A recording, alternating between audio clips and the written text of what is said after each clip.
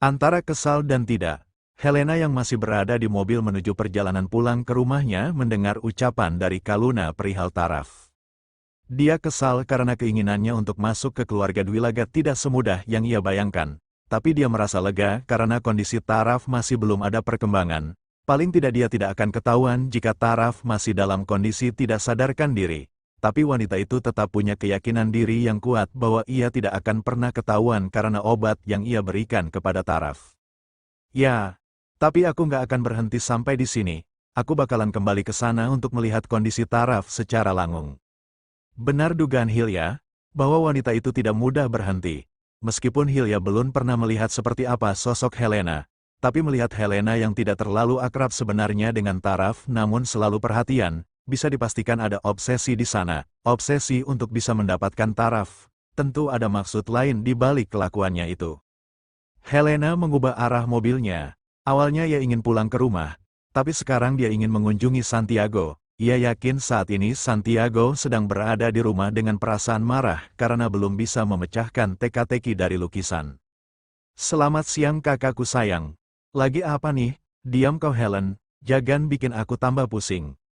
Saat masuk tadi, Helena tidak melihat ke sekeliling, dan ia sekarang baru menyadari bahwa lukisan TBGS yang awalnya dipajang kini sudah berada di lantai dengan kondisi terkoyak, bahkan framenya juga patah. San, apa yang kamu lakukan? Kok jadi kayak gini lukisannya? Pekik Helena. TCK, berisik, itu lukisan bukan yang asli, cuman replika, sialan emang. Apa? Santiago sudah menebak bahwa reaksi Helena akan sangat terkejut seperti itu.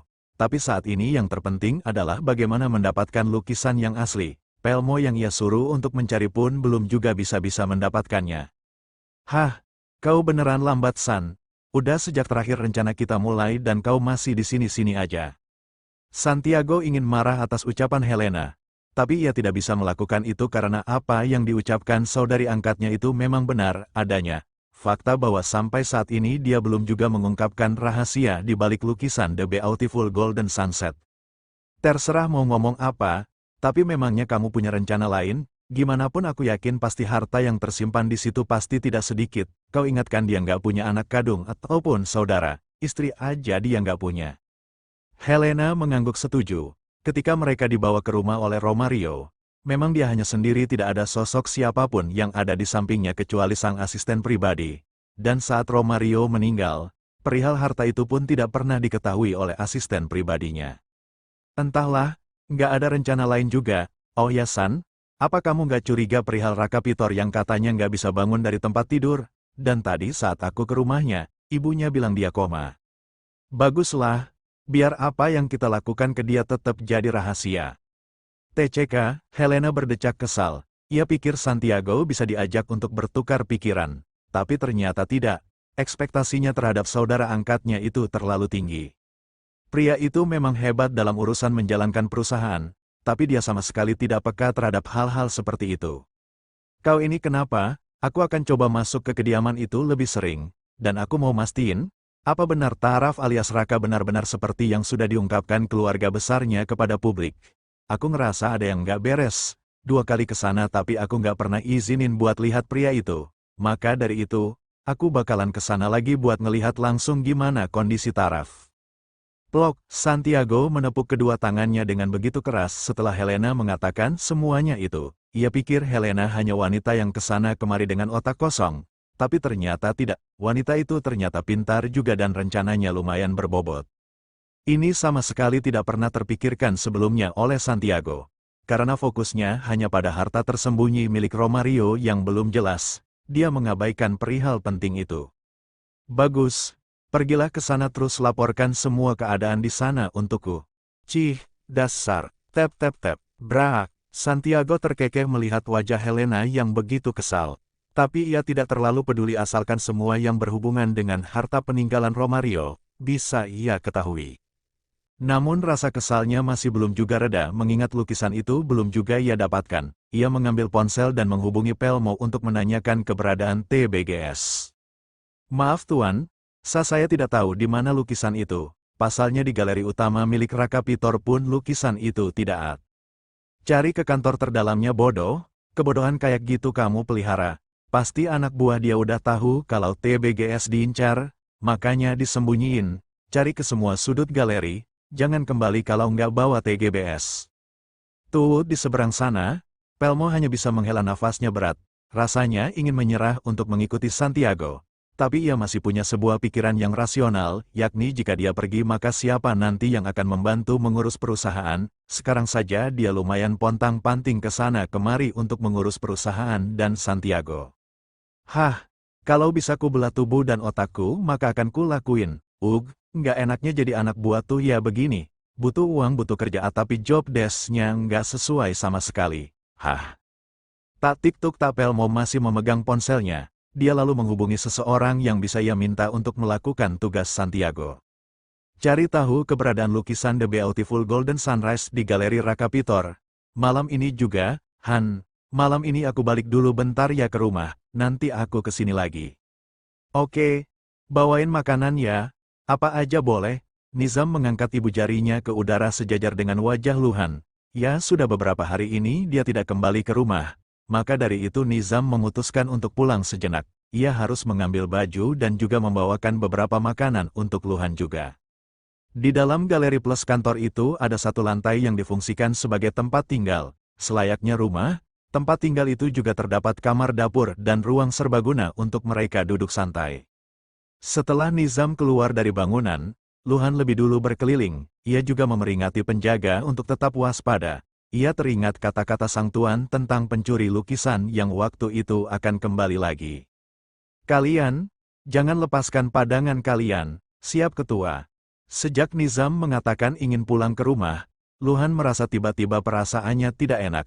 Instingnya mengatakan bahwa akan ada sesuatu malam ini. Sebenarnya tidak ada Nizam di sisinya juga tidak masalah, karena dia bisa menyelesaikannya sendiri jika memang ada apa-apa. Hanya saja, pola pikir Nizam ia butuhkan karena strategi rekannya itu selalu bagus dibandingkan dia yang asal tubruk. Aku muter dulu lagi deh sebentar sebelum balik. Luhan memutuskan untuk mengelilingi bangunan itu sekali lagi. Ia juga memeriksa setiap sudut ruangan. Dan setelah itu dia ke pusat pengamatan di mana semua monitor menampakkan gambar dari kamera pengawas. Nggak ada yang mencurigakan? Apa mungkin hanya perasaanku aja?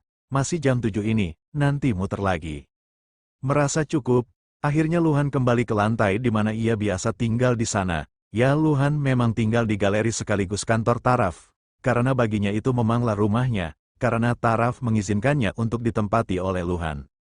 Luhan bisa berada di sisi taraf karena pertemuan mereka yang sudah lama. Luhan adalah seorang anak jalanan pada waktu mereka bertemu. Usia Luhan beberapa tahun di atas taraf. Waktu itu Luhan yang sedang berlari ketakutan bertabrakan dengan taraf yang baru pulang sekolah.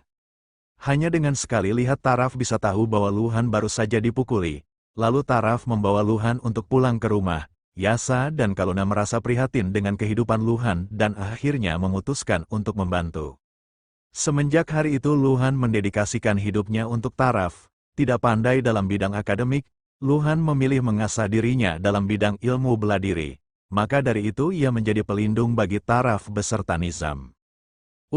Beberapa hari ini lumayan bikin capek, padahal malah nggak ngapa-ngapain, cuma muterin gedung 10 kali dalam sehari. Hah. Luhan memejamkan matanya sejenak, padahal dia tadi sudah meminum kopi tapi agaknya kafein dalam kopi sudah tidak memiliki efek pada tubuhnya. Jika beberapa tahun yang lalu, ia akan menghisap rokok jika matanya terasa berat. Tapi sejak setahun ini Luhan berhenti menghisap tembakau bercampur cengkeh itu. Lagi-lagi karena semua itu adalah saran dari taraf perihal kesehatan untuk diri Luhan sendiri. Masuk dengan perlahan dan pastinya hati-hati, penjaganya lumayan banyak jadi perlu sedikit waktu buat kita masuk. Seorang pria dengan pakaian serba hitam ditambah mengenakan balaklava di kepalanya itu terlihat seperti pemimpin yang sedang memberi instruksi kepada anak buahnya. Sekitar 6 orang dari mereka bersiap turun dari mobil. Dari tadi mereka sudah mengawasi tempat yang akan jadi tujuan pekerjaan mereka. Pintu belakang, meskipun mereka harus melewati tembok yang tidak pendek, tapi jalan itu ditempuh oleh mereka karena dianggap lebih aman dan mudah dari pantauan para penjaga. Masing-masing dari mereka sudah membawa sebuah senjata, bukan senjata api tapi sejenis alat pelumpuh untuk membuat orang tidak bisa melakukan apa-apa dalam beberapa saat. Ingat, itu isinya cuma 5 jadi jangan meleset pas menembakkannya. Semua mengangguk paham karena sebelumnya mereka sudah diberitahu perihal itu. Hap bluk-bluk-bluk satu-satu mulai memanjat dan juga mendarat di bagian belakang bangunan. Mereka juga tidak melupakan kamera pengawas yang tersebar. Jadi setiap ada kamera pengawas maka mereka akan melempar tepung untuk membuat hasil videonya buram. Dan mereka berhasil melakukan itu. Seluap-seluap sekitar 3 penjaga di bagian pintu belakang berhasil dilumpuhkan, mereka pun masuk dengan mudah. Sekarang nyebar dan cari lukisan itu, ingat jangan sampai ketahuan. Perlahan tapi pasti masing-masing dari mereka mengelilingi seluruh isi ruangan. Mereka melihat setiap lukisan yang tergantung di sana. Ini lumayan menjadi lebih lama dari yang dibayangkan karena mereka benar-benar harus melihat dengan jeli lukisan mana yang dimaksud. Ceklik suara pintu dibuka, semua yang ada di sana sangat terkejut dan langung mencari tempat sembunyi. Ini lumayan sulit karena di dalam galeri itu tempatnya memang luas, namun terasa lenggang karena tidak banyak barang di sana. Hanya lukisan yang tergantung di dinding dan beberapa diberdirikan dengan dudukan kayu. TCK, sialan, baru ku tinggal bentar aja udah ada tamu yang nggak diundang. Keluar kalian semua kalau kalian masih sayang sama nyawa. Ucapan yang pelan tapi memiliki hawa dingin dan juga tajam membuat mereka seketika bergidik, padahal bisa mereka lihat. Orang itu bukannya orang yang menakutkan atau memiliki badan yang besar tapi aura penekanannya yang dikeluarkan mampu membuat mereka menciut. Di sisi lain, bagian kantor sekaligus tempat yang digunakan oleh Luhan dan Nizam beristirahat rupanya juga ikut disatroni. 2 orang yang masuk ke tempat itu berhasil melihat hingga sekeliling, namun nihil, tidak ada benda yang ia cari. Hohoho, apa yang kalian cari Bug.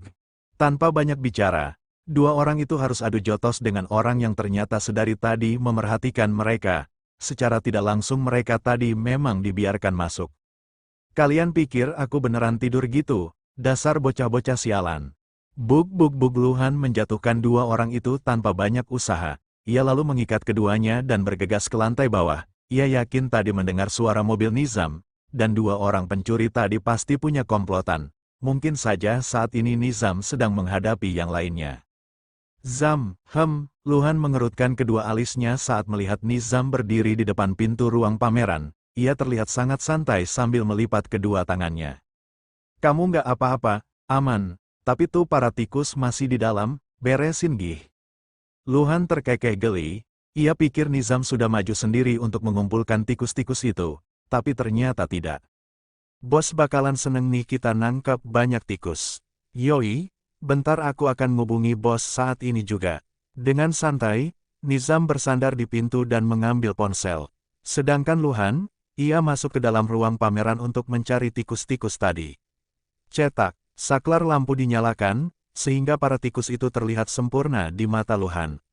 Kalian emang brengsek, ganggu waktu tidurku yang nyaman. Buff.